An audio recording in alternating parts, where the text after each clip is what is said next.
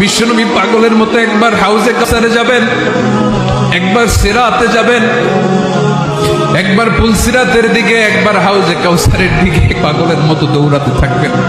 তার কোনো গুনাহগার উম্মত যাতে জাহান্নামে ঢুকে না যায়, সেদিন কেউ সুপারিশ করতে পারবে না বিশ্বনবী ছাড়া।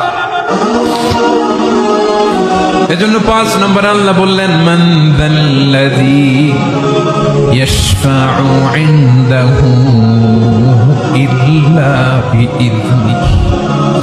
কার সাহস আছে, কার এত বড় বুকের পাটা কিয়ামতের কঠিন দিন আল্লাহর সামনে দাঁড়িয়ে সুপারিশ করবে? কারো ক্ষমতা, কারো ক্ষমতা নাই।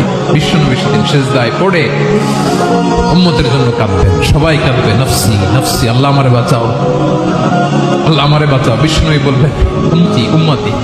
বিশ্বনবী আমার জন্য কাঁদবেন, আপনার জন্য কাঁদবেন।